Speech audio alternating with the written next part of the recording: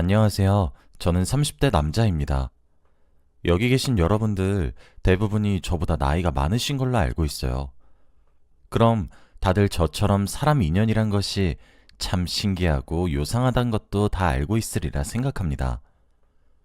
제가 그걸 깨달은 일을 이번에 겪게 되었어요. 지금부터 그 이야기를 한번 해보고 싶어서 이렇게 글을 적게 되었습니다. 저는 고아였습니다. 제가 태어나서 가진 최초의 기억은 고아원에서부터 시작하거든요. 눈이 펑펑 내리던 추운 겨울, 고아원에 딸린 운동장에서 눈사람을 만들었던 기억이 나요.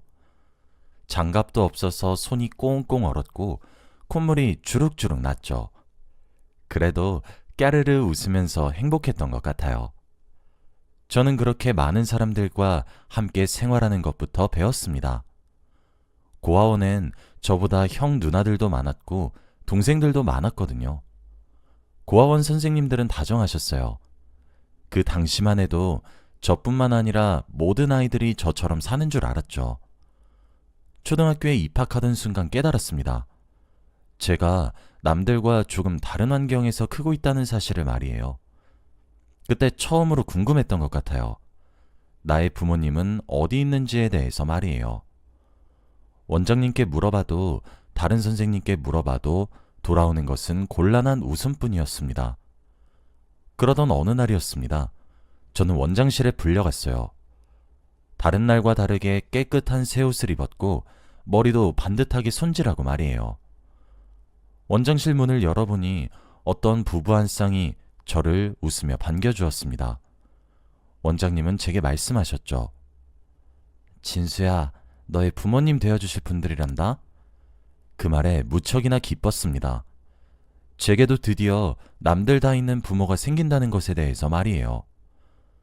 저는 8살에 그렇게 양부모님께 공개 입양이 되었습니다. 양어머니와 양아버지는 오랜 기간 동안 아이를 가지기 위해 노력하셨지만 아이가 생기질 않으셨고 결국 아이를 너무 원하는 양어머니의 고집을 이기지 못해 입양을 선택했던 거였습니다.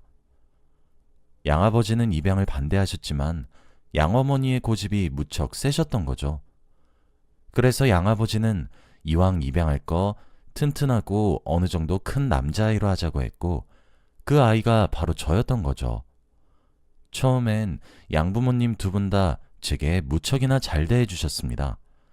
저를 아껴주셨고 사랑해주셨죠.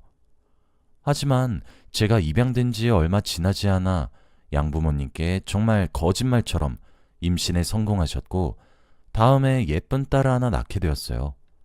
제 여동생이 바로 그 아이였죠. 그 이후 양부모님이 저를 홀대하기 시작했습니다. 아니 사실 파양까지 고려하시는 것 같았어요. 하지만 공개 입양이 되었던 터라 사회적 시선이 두려운 것인지 저는 파양은 면할 수 있었어요. 하지만 그 이후로 제겐 더 이상 행복이 주어지지 않았습니다. 입양 와서 따뜻하게 불려진 제 이름은 이제 더 이상 아무도 불러주지 않았어요. 어리광을 피우면 돌아오는 것은 양부모님의 짜증 섞인 한숨들 뿐이었죠. 하지만 여동생은 무척이나 사랑받고 살기 시작했어요. 그래서 전 어린 마음에 여동생이 무척 싫었습니다. 저와 8살의 차이가 나는 여동생은 작고 귀여웠지만 그만큼 제게로부터 부모님의 사랑을 빼앗아간 존재라서 무척이나 밉고 원망스러웠습니다. 그리고 어린 동생을 질투하는 저를 양부모님은 더욱 홀대하셨죠. 그렇게 서로 악영향은 악영향을 낳았어요. 부모님이 홀대하면 홀대할수록 저는 여동생을 싫어했고 제가 여동생을 싫어하면 싫어할수록 천대받았어요. 그렇게 생긴 제 질투는 생각보다 컸어요. 양부모님 눈을 피해 때리기도 했고 넘어뜨리기도 했고 그러다 걸려서 된통 혼나기도 했습니다. 양부모님은 그럴 때마다 제게 무기처럼 갖다 버린다는 말을 휘두르시며 협박하셨어요. 저는 더 큰 상처를 받았고 그 부정적인 감정을 갓난아이였던 여동생에게 풀었죠. 어느새 저는 집안의 걸림돌 같은 존재가 되었더군요. 겉도는 외톨이보다 못한 수준이었습니다. 양부모님은 결국 나중에는 먹여주고 재워주는 것만으로도 감사하라고 하시더군요. 네, 틀린 말은 아니었죠. 그래도 제게는 그 모든 것이 전부 여동생의 탓 같았습니다. 전 여전히 제가 받았어야 할 사랑을 빼앗아간 동생이 너무 싫었어요. 하지만 진심으로 미워할 수는 없었습니다. 차라리 그런 양부모님의 애정을 믿고 저를 괴롭히거나 했으면 모르겠는데 여동생은 저를 무척이나 잘 따랐고 좋아해 주었습니다. 말을 배우는 시기가 되고 난 이후엔 항상 뽀뽀해주면서 사랑한다고 말해주기도 하고 온갖 애교를 부리곤 했거든요. 아무리 여동생이 미웠지만 순수하게 부딪혀오는 아이를 거부할 수는 없었어요. 그 집에서 유일하게 제게 손을 건네는 아이는 여동생이 유일했으니까요. 양부모님도 챙겨주지 않는 제 끼니를 여동생은 챙겨주었거든요. 제게는 여동생이 애증의 관계와 다름이 없었습니다. 그렇게 시간은 빠르게 흘렀습니다. 저는 그 사이 군대도 갔다 왔고 대학도 졸업반이었죠. 양부모님께서는 제게 독립을 요구하셨습니다. 대학을 졸업할 때까지 지원해 준 걸로 부모의 자격을 다했으니 제 살 길을 알아서 찾으라 하시더군요. 그 말을 들으니 제 친부모님 생각이 갑자기 났어요. 원래 오래전부터 저도 제 친부모님을 찾아야겠다는 생각은 줄곧 하고 있었는데 지금이 찾아야 하는 순간이란 생각이 들더라고요. 저는 생각난 김에 제가 나고 자란 고아원의 원장님을 찾아뵈었습니다. 원장님께 제 친부모님의 행방을 물었죠. 어린아이가 아니라 다 큰 성인이 되어 친부모의 행방을 찾는 제게 원장님은 더 이상 진실을 숨기지 않았고 모든 것을 이야기해 주었습니다. 친아버지가 고아원에 저를 버리고 떠나셨고 버리면서 친어머니는 죽었다고 말씀하셨죠. 친아버지를 찾을 수 있는 방도가 없었고 저는 정말 가족을 다 잃었다는 생각뿐이었죠. 대학을 졸업하고 집을 나와 살려고 이런저런 준비를 하고 있었습니다. 그런데 무슨 운명의 장난인 것인지 양부모님이 친척의 결혼식을 다녀오던 길에 큰 교통사고를 당하게 되셨어요. 빗길에 차가 미끄러지면서 추돌 사고가 일어났는데 예상보다 사고가 크게 나기도 했고 사고 현장까지의 길이 너무 험하고 비가 퍼부어서 구조를 하는데 시간이 조금 늦춰졌습니다. 그래서 양부모님이 구출이 되었을 때는 이미 많이 늦은 상황이었어요. 두 분 다 응급수술을 하고 바로 중환자실로 옮겨지게 되었습니다. 두 분은 중환자실에서 아주 어렵게 한 글자 한 글자 내뱉으며 부탁하셨습니다. 진수야, 그간 우리가 널 홀대한 것을 용서하지 말아다오. 우릴 미워해도 괜찮아. 우리가 지은 죄를 부정할 생각은 없어. 그래도 우리 딸이 성인이 될 때까지만이라도 돌봐주면 안 되겠니? 이제 그 아이에게 남은 건 너뿐이잖아. 우리가 미안했어. 죽음을 문턱에 두고 하는 말이 겨우 동생의 미래를 위한 어거지 사과라니. 그렇지만 그 사과 한마디에 제 마음이 눈 녹듯 풀리긴 하더군요. 걱정 마세요. 어머니랑 아버지 딸이기도 하지만 걔는 제 동생이에요. 대학도 보내고 결혼도 제가 시킬 거니까 빨리 자리에서 일어나세요. 제 말에 안심하셨던 것인지 두 분은 정말 고맙고 미안했다는 말만 하시고 거짓말처럼 숨을 거두셨어요. 구출된 지 3일 만에 일어난 일이었습니다. 여동생은 자지러지게 울었고 저는 그런 여동생을 부축하며 꿋꿋하게 서 있어 주었습니다.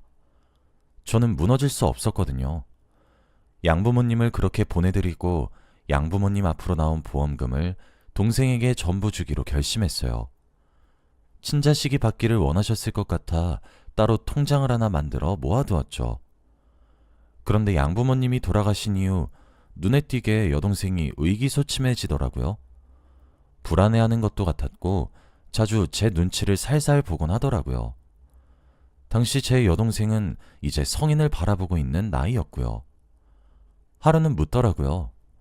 오빠, 나 안 버릴 거지? 그때 왜 여동생이 부모님을 잃은 이후 불안에 시달렸는지 알게 되었습니다. 이렇게 어리고 보호받아야 마땅한 여동생을 저는 더 이상 미워할 수가 없었어요. 여동생은 모르겠지만 저는 비로소 그날이 되어서야 여동생을 진짜 제 동생으로 인정했습니다.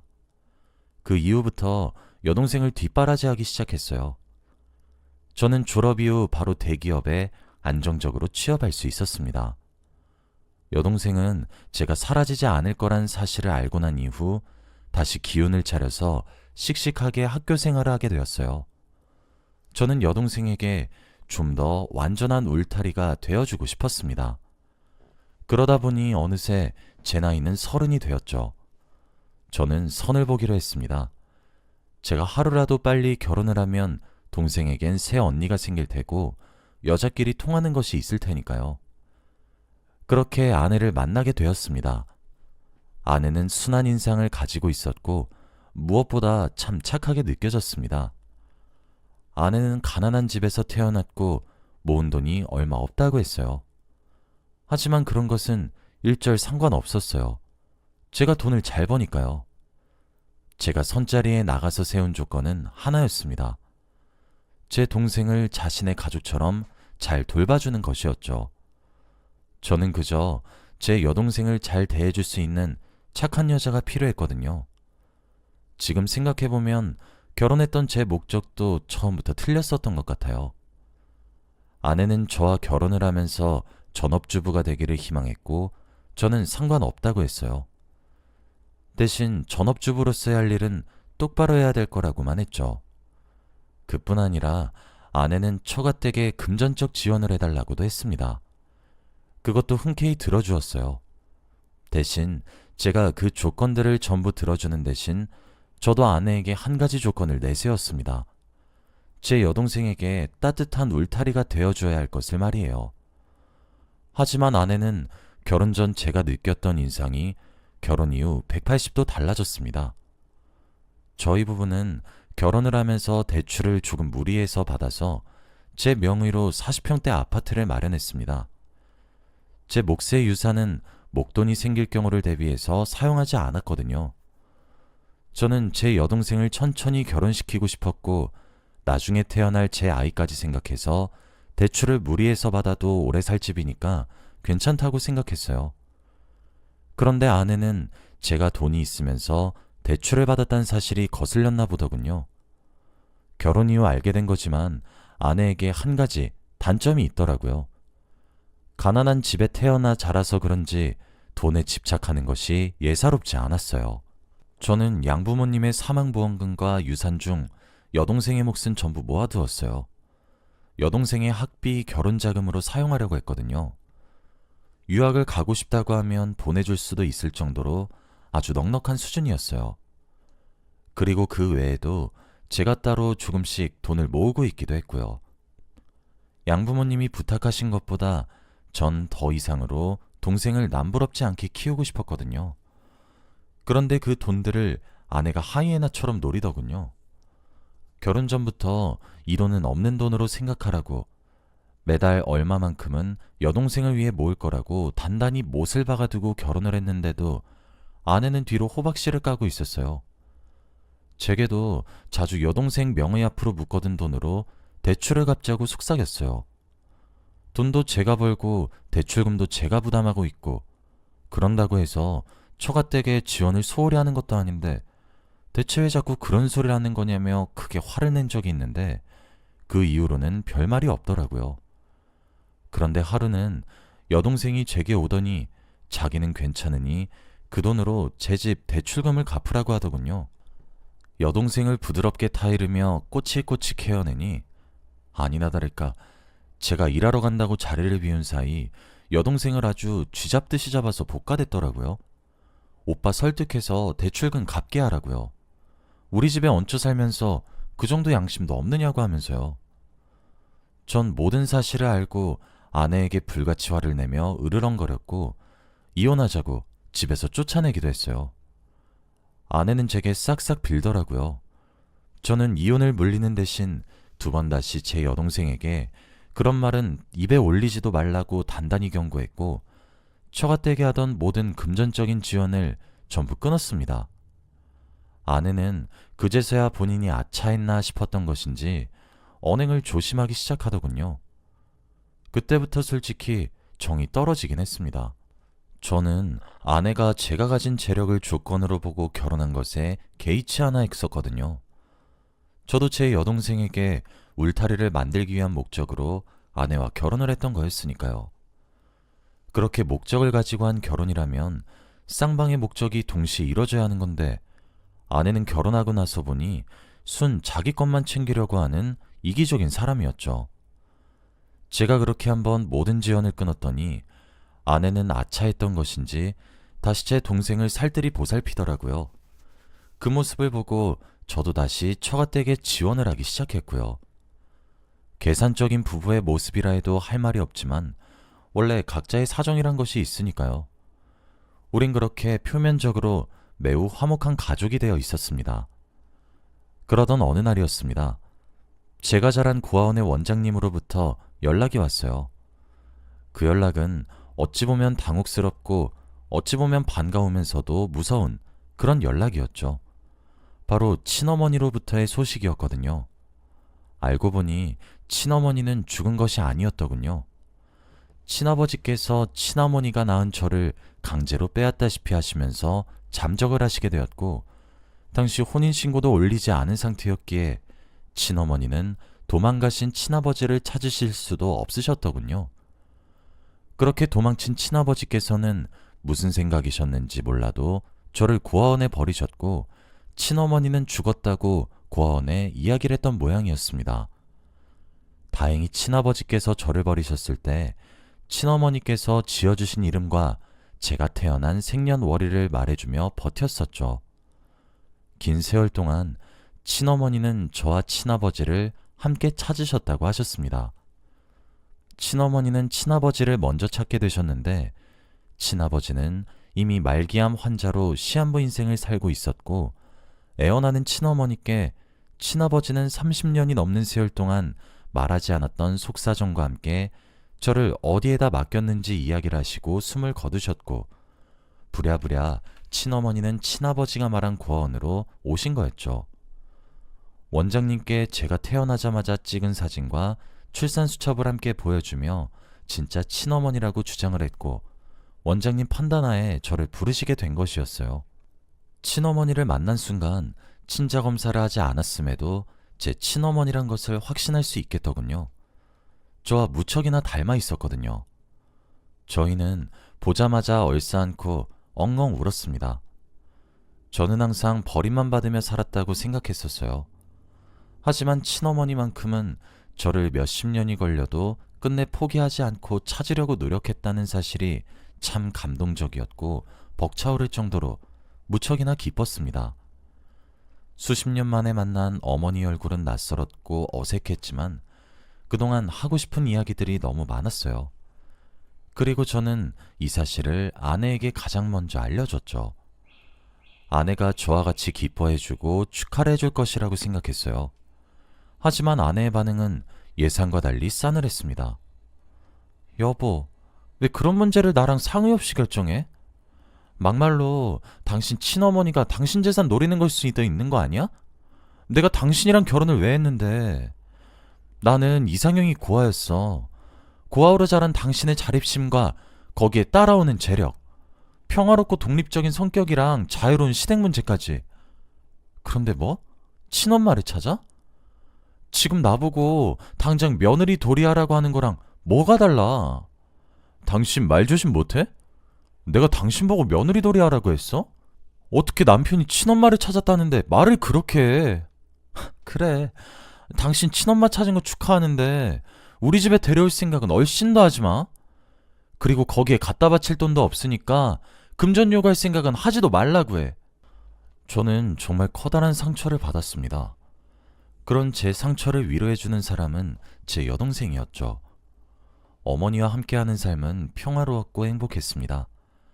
가슴에 든든한 울타리 하나가 생긴 것만 같았죠. 비록 저희 집에 데려오지는 못했지만 저는 제 여동생을 소개해 주었고, 어머니께는 양부모님께 엄청난 사랑을 가득 받으며 행복하게 자랐다고 조금 선의의 거짓말을 해드리기도 했죠. 어머니는 자신이 곁에 없는 동안 제 곁에 있어줘서 고맙다고 여동생의 손을 잡고 우셨고, 여동생도 그런 어머니를 꼭 안아주며 괜찮다고 말을 해주면서 훈훈한 모습을 보여줬어요. 그렇게 어머니를 찾은 지 석 달 정도가 지났을 무렵이었습니다. 어머니는 저를 따로 불러내셨어요. 어머니는 제게 말을 하기 시작했죠. 사실 진수야, 엄마가 정말 너를 길을 쓰고 찾아다닌 이유가 있어. 사실 엄마가 위암에 걸렸어. 앞으로 살아봤자 아마 1년을 살면 오래 살게 된 걸 거야. 내 평생 소원이 죽기 전에 널 만나는 거였단다. 그래서 이제 죽어도 여한이 없지만 나도 사람인지라 자꾸 내일 하루만 더 살고 싶고 한 달만 더 살고 싶어지고 그러네. 알고 보니 이미 어머니는 위암이 진행될 대로 진행된 상태셨고 병원에서도 이젠 해줄 수 있는 게 마약성 진통제의 처방뿐이었습니다. 어머니는 저를 그리워하면서도 돈을 벌어야 하셨다고 했어요. 그래서 그 시절부터 투자를 하면서 생계를 유지했고 그렇게 번 돈으로 저를 찾아다니기 위해 전국 방방곳곳을 누볐다고 하시더라고요.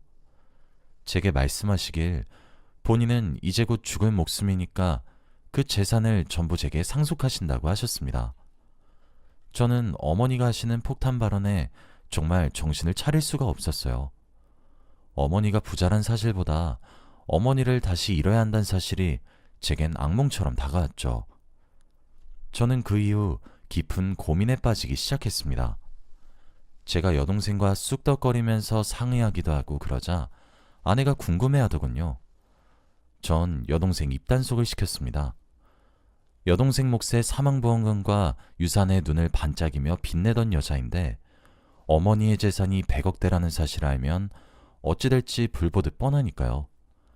하지만 아내는 여동생 앞에서 자신만 왕따시키는 것이냐며 몰아붙이면서 엉엉 울었고 결국 제가 없는 사이 마음 약한 여동생이 그 모습을 보고 아내에게 모든 것을 말했더라고요. 어머니의 재산 규모만 제외하고 말이에요. 그날 저녁 집에 돌아온 제게 아내가 어머님을 한번 뵙고 싶으니 데려오라고 하더군요. 여동생은 아내에게 실토하고 난 뒤 제가 입단속 시킨 것이 생각나서 바로 제게 알렸습니다. 제 아내에게 결국 다 말하게 되었다고 하면서 자초지종을 말이에요. 만약 제가 여동생의 이야기를 듣지 않았다면 아내의 말이 참 고맙게 들렸을 것 같아요. 그런데 어머님을 제 재산을 노리는 승냥이 취급할 때는 언제고 이젠 아내가 어머니의 재산을 두 눈을 반짝 빛내며 노리는 꼴을 보니까 온 정남이가 다 떨어지더군요. 저는 아내에게 이혼하자고 요구했습니다. 당연히 아내는 펄쩍 뛰며 반대하고 나섰어요. 저는 협의 이혼을 하는 조건으로 아내에게 4억을 위자료로 지급하겠다고 했습니다. 아내는 4억만 받고 조용히 이혼을 해주더군요. 저는 그렇게 속물적인 아내와 이혼을 했어요. 그 길로 잘 다니고 있던 대기업을 퇴사하고 전원주택을 하나 지었습니다. 그리고 현재 어머니를 모시면서 함께 살고 있어요.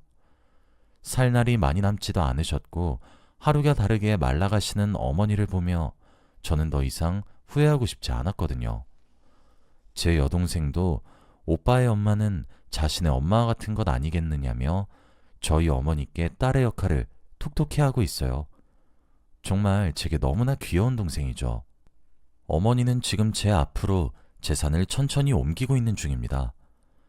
순식간에 절 부자로 만들어주셔서 참 감사하지만 전 이런 돈보다는 하루라도 어머니가 제 곁에 더 머무르셨으면 좋겠어요.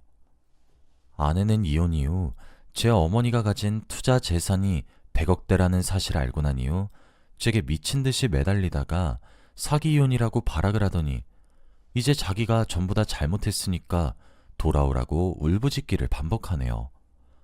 제가 저런 여자에게 제 여동생을 맡겼다니 사람 보는 눈을 더 키워야겠다는 생각이 듭니다. 저는 일단 앞으로는 제 소중한 여동생과 저희 어머니만 생각하려고 합니다. 여기까지가 긴 이야기였습니다. 들어주셔서 감사합니다.